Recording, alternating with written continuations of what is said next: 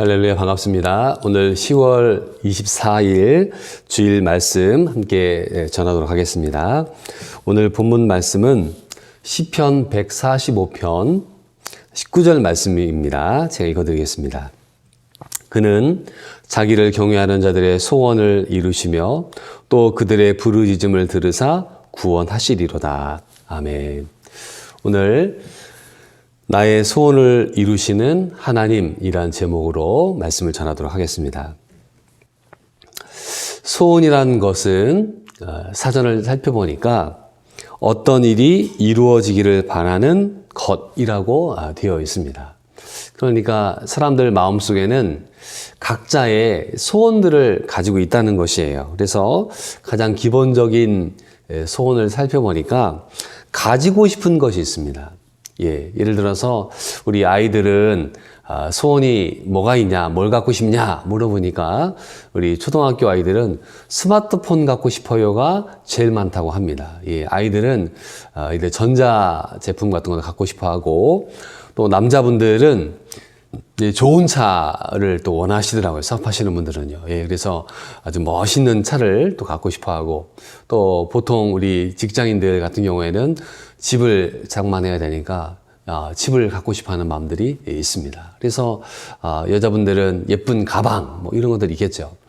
사람들마다 가지고 싶은 그 욕망들이 있습니다. 또 뭐가 있습니까? 가고 싶은 곳이 있습니다. 그래서 사람들이 마음에 있는 소원들 가운데 하나가 아이고 세계 일주 갔으면 좋겠다라는 마음들을 가지고 있습니다. 저도 대학교 1학년 때 채플 시간에 저희 그 총장님께서 역사를 전공하셨는데 이집트 갔다 온 얘기를 하시더라고요. 이번 주에 이집트를 갔다 왔는데 스핑크스도 보고 왔고 피라미드도 보고 왔고 이집트의 그런 문명들을 보고 왔다.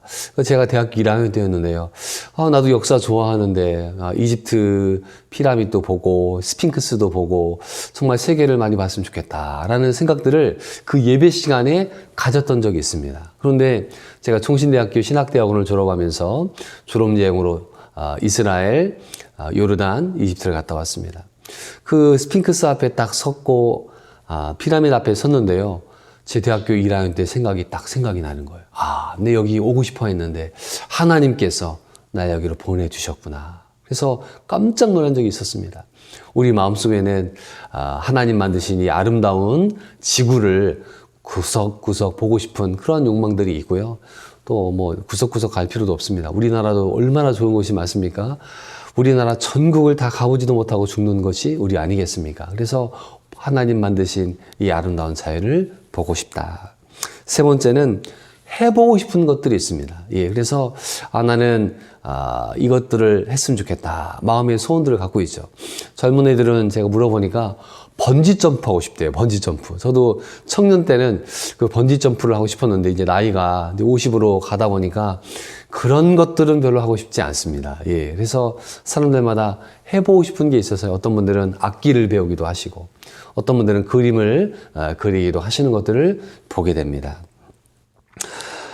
또 한 가지는 우리가 먹고 싶은 것들도 있습니다. 그래서 인간의 욕망 가운데 이 먹고 싶은 식욕에 대한 욕망들이 있지 않습니까? 그래서 맛집이 있다. 그러면은 기어코 거기를 가려고 하는 그런 사람들의 욕구도 있습니다. 그래서 텔레비전을 보면은 이 먹방이라고 하죠. 먹는 프로그램들이 얼마나 많은지 모르고요.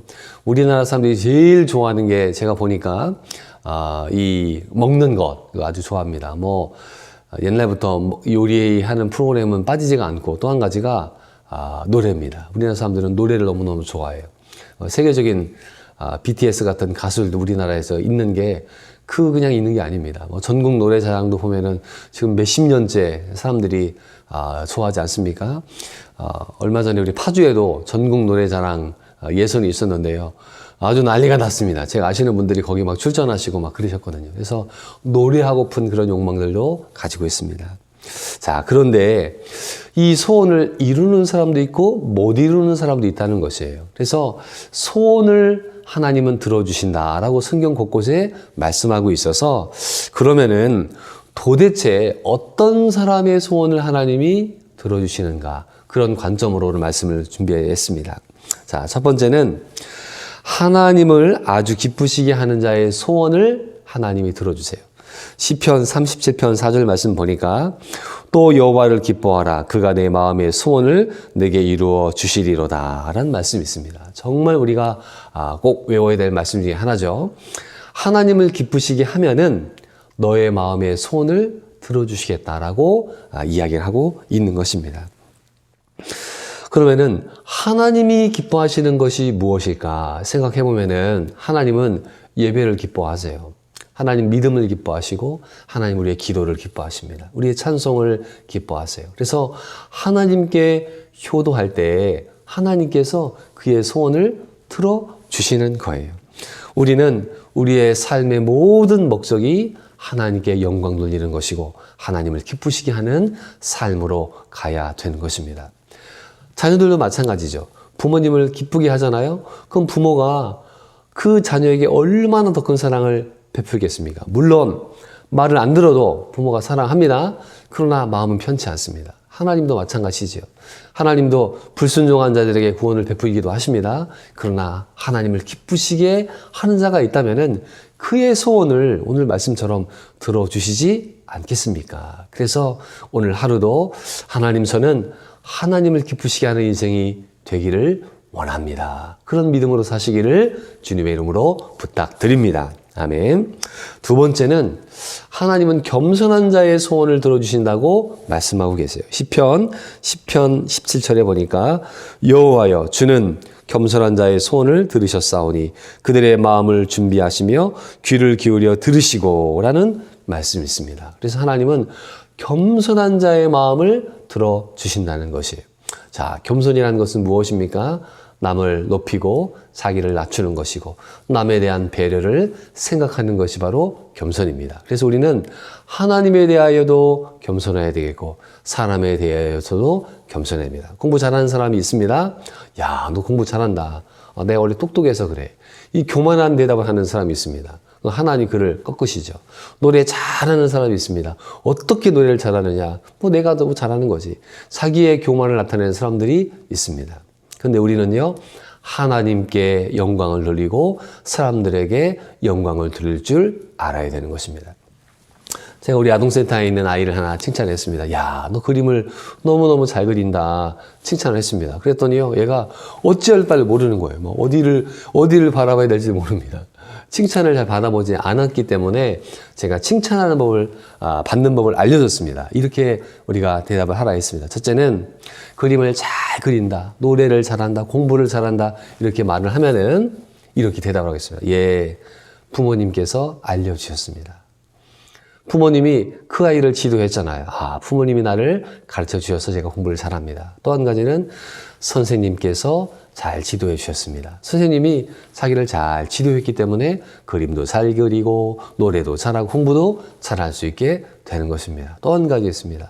하나님께서 지혜를 주셨습니다. 우리가 할 수 있는 이 모든 재능은 어디로부터 왔습니까? 하나님께로부터 온 거예요. 그래서 하나님 은혜 감사합니다 라고 하면은 칭찬을 받는 방법이 되는 것입니다. 우리가 승진했습니다. 누구의 은혜입니까? 하나님의 은혜인 것입니다. 집을 샀습니다. 누구의 은혜입니까? 하나님의 은혜인 것입니다. 좋은 차를 샀습니다. 누구의 은혜입니까? 내가 돈 벌어 샀다? 그거 아니죠. 하나님께서 그 돈을 벌 수 있는 능력을 주셨다는 것입니다. 그래서 우리는 하나님께 감사하고 하나님께 영광을 돌리셔야 돼요. 시험을 잘 봐서 시험에 합격했습니다. 하나님 은혜에 감사할 수 있어야 되는 것입니다. 겸손한 사람은 하나님의 은혜를 기억하고 하나님의 행하신 것들을 감사하는 사람이에요. 그 사람의 소원을 하나님이 들어주신다 약속하고 있습니다. 세 번째는 하나님은 자기를 경외하는 자들의 소원을 들어주세요. 오늘 시편 145편 19절 말씀이죠. 그는 자기를 경외하는 자들의 소원을 이루시며. 하나님을 경외하는 사람이 있어요. 경외라는 단어를 보니까 두렵고 떨리는 마음으로 공경하는 것이다라고 말씀하고 있습니다. 그래서 우리는 하나님을 공경해야 돼요. 하나님을 두려워해야 돼요. 신약 이후에 신앙생활을 하고 있는 우리는 하나님을 사랑의 하나님, 은혜의 하나님으로 우리가 기억합니다. 맞습니다. 그러나 하나님은 공의의 하나님이세요. 또 하나님은 심판의 하나님이세요. 하나님을 두렵고 떨리는 마음으로 우리가 섬겨야 됩니다. 그 두려움이 있을 때 죄를 짓지 않을 수가 있는 것이죠. 요셉이 어떻게 유혹을 이겨냈습니까? 하나님이 보시는데 어떻게 내가 죄를 짓겠습니까? 라고 하며 코람데오, 즉 하나님 앞에 살아가는 신전의식을 가지고 있었기 때문에 그러한 것입니다. 우리는 하나님을 두려워해야 됩니다. 하나님은요, 심판주가 되세요. 자, 오늘날에는 하나님을 형상을 입고 있는 직업이 있는데 재판관이 있습니다. 판사가 있죠. 죄를 지은 사람이 오면은 그 사람이 형량을 내립니다. 우리나라 판사는 그렇게 권위가 많이 있지는 않은 것 같습니다. 자기가 이제 형량을 조절하지만 그 범위가 있어요. 그런데 제가 미국 재판하는 것들이 유튜브에 떠서 볼 때가 있습니다. 그러면 재판을 왔는데 죄수가 막 판사를 욕하고 모독을 합니다. 그러면요, 감옥에 갈 게 1년인데 판사가 마음에 안 들잖아요. 10년을 때려버리더라고요.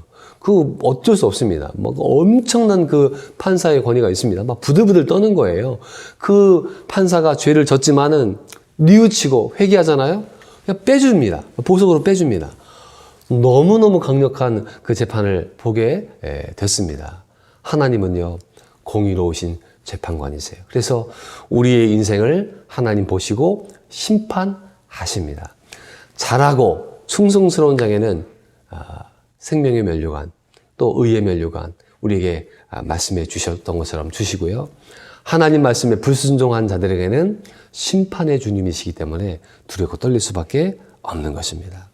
자, 그런데요, 이 소원에 대한 말씀 가운데 놀라운 말씀이 빌립보서 2장 13절에 있습니다. 어떤 말씀이냐면은 너희 안에 행하시는 이는 하나님이시니 자기의 깊으신 뜻을 위하여 너희에게 소원을 두고 행하게 하신다라는 말씀이 있습니다. 즉 사람들이 마음에 소원을 품는데 그 소원을 하나님이 주신다는 거예요. 자, 다윗을 보십시오. 이제 사울로부터 쫓겨서 돌아다니다가 드디어 왕이 됐습니다. 나라를 통치합니다. 그런데요, 그 마음속에 소원이 있습니다. 어떤 소원이 있습니까? 하나님의 성전을 짓고 싶은 소원이 있어요. 그래서 그 성전을 짓고자 하지만은 너는 군인이라 피를 많이 흘렸기 때문에 너는 성전을 세울 수 없다. 그의 아들에게 성전의 완공의 사명을 줍니다. 솔로몬에게 하나님이 엄청난 복을 주셨잖아요. 왜 줬습니까? 하나님의 성전을 지으라고 평안과 부귀와 영화를 주신 것입니다. 그렇다면은 그 다윗이 갖고 있는 그 하나님에 대한 소원을 하나님이 그에게 주신 것입니다. 선교사님들이 해외 나가 선교하십니다. 제가 물어봅니다. 왜 선교 나갑니까? 하나님이 그 마음을 주시는 거예요. 견딜 수가 없어서 그곳에 나가게 되는 것입니다.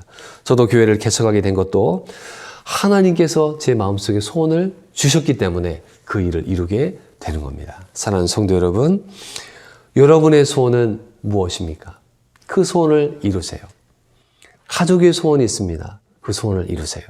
국가의 소원이 있습니다. 그 소원을 이루어갑니다. 우리나라의 소원은 노래 가운데 통일이라고 있지 않습니까? 하나님 그 통일의 소원을 응답해 주십시오. 또 우리는 하나님 나라의 소원을 갖고 살아갑니다. 이 땅에 살다가 천년만년 삽니까? 길어야 정말 80이고 90이고 100살이 아니겠습니까? 이 땅의 소원을 품지 마시고 하나님 나라의 소원을 품으시면 좋겠고요. 우리 성도님들의 가정, 기업, 자녀를 통해서 하나님 놀라운 일들을 이루시는 것들을 보시기를 주의 이름으로 축원드립니다. 우리가 다른 사람에게 축복할 때 그렇게 얘기하지 않습니까? 소원 성취하세요. 오늘도 하나님은 우리의 소원을 이루어 주십니다. 누구의 소원을 이루어 주십니까? 오늘 말씀에 하나님을 아주 기쁘시게 하는 자, 하나님 앞에 겸손한 자, 하나님을 경외하는 자입니다. 오늘도 또 한 주간도 우리 성도님들의 소원이 있을 텐데 그 소원을 위해 기도하시고 응답 받으셔서 하나님께 영광 돌리시기를 주님의 이름으로 축원드립니다. 아멘. 한 가지 제가 말씀만 드리겠습니다. 어제 설교를 준비하면서 그 소원을 이룬 사람들의 이야기를 읽어봤습니다. 어떤 사람은 유명한 축구선수의 유니폼을 탁 얻게 돼서 기뻐하는 사람도 있었는데요. 제가 읽은 기사에 이런 게 있었습니다. 어떤 분이 성경 필사에 대한 꿈을 갖고 계셨어요. 아, 성경 한번 썼으면 좋겠다. 근데 이걸 쓰다가 포기하고 안 됩니다. 그래서 1월 1일 날 굳게 마음을 먹고 올해는 정말 성경을 한번 필사하리라 성경을 쓰게 됐습니다. 그런데 성경을 필사하다가 사고가 났습니다. 그래서 팔이 골절이 된 거예요. 뼈가 부러져서 깁스를 했습니다. 그런데 성경을 쓰고 있잖아요. 그러니까 그 부러진 팔로 성경을 필사하는 것입니다. 그래서 세월이 좀 더 지나서 3년 5개월 만에 성경 필사를 다 마치게 됐습니다. 요한계시록 22장 20절에 보니까 아멘 주 예수여 어서 오시옵소서. 주님의 재림, 마라나타 구원을 바라보는 그 구절이 있습니다. 그리고 아멘으로 글자를 딱 찍으니까요. 눈물이 주르르르 흘렀다고 하는 간증을 제가 읽어보았습니다. 그분이 그 성경 필사에 대한 꿈을 갖고 있는데 그 마지막 아멘 글자의 마침표를 딱 찍게 되었을 때 그때의 그 감격이 얼마나 큽니까? 사랑하는 성도 여러분, 여러분들의 소원이 있을 것입니다. 이룰 수도 있고 못 이룰 수도 있습니다. 그러나 그 소원을 이루기 위해서 오늘도 기도하시고 공부하고 노력하고 최선을 다해서 그 소원이 이루어졌을 때 하나님께 영광 돌리시기를 주님의 이름으로 축원드립니다. 기도하겠습니다. 하나님 아버지, 우리의 마음의 소원을 응답하시는 하나님을 바라봅니다. 주님, 여호와를 기뻐하라. 내 마음의 소원을 응답하여 주시리라. 하나님 앞에 겸손한 자 너의 소원을 응답해 주시리라. 여호와를 경외하는 자 그의 소원을 응답해 주신다고 하셨사오니 하나님, 나의 소원이 주님의 소원 되기를 원하고 한국교회를 살려주시고 우리 교회를 살려주시고 우리 모든 성도님의 가정을 불쌍히 해주시고 또 말씀을 듣는 모든 성도들의 가정에 소원을 응답하여 주셔서 하나님께 영광 돌리는 하루가 되게 하여 주옵소서. 예수님의 이름으로 기도드리옵나이다. 아멘.